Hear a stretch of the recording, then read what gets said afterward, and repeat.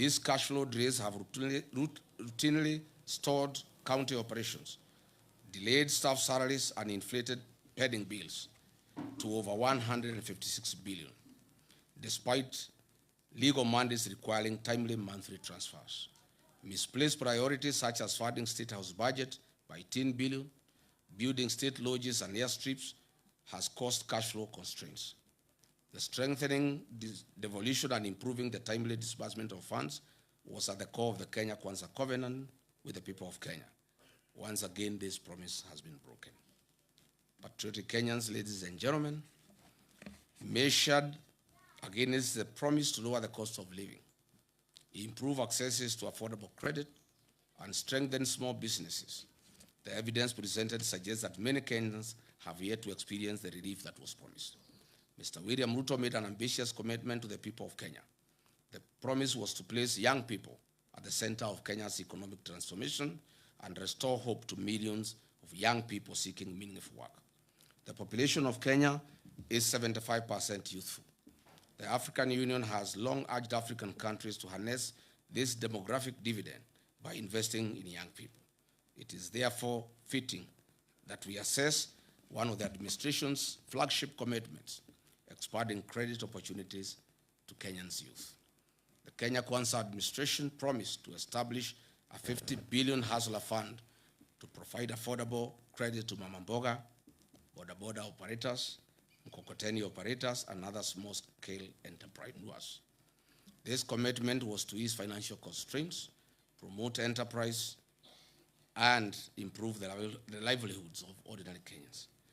Mr. William Ruto established the Hustler Fund, whose head and tail cannot be traced.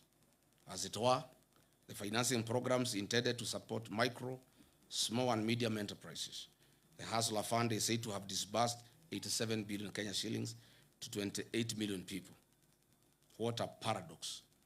What a lie. I am wed to hear of anyone Kenyan saying that they have expanded their business courtesy of the Hustler Fund.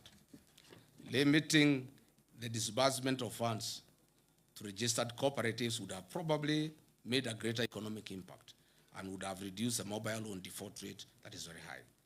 I have raised fundamental questions on the effectiveness of the Hustler Fund in meeting its stated objectives. The truth of the matter is the high rate of loan defaults and low loan disbursements, in many instances 500 shillings, are insufficient to establish or grow a sustainable business venture anywhere in the country.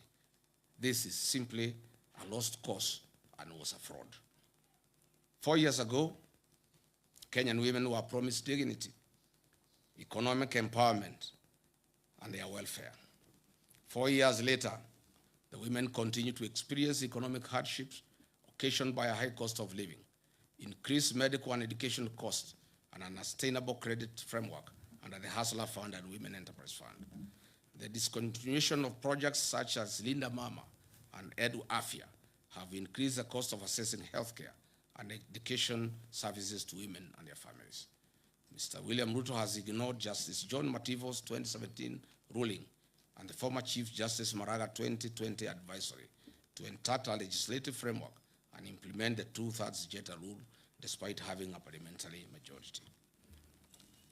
Patriotic Kenyans, the Kenya Kwanza commitment was to turn the housing challenge into an economic opportunity.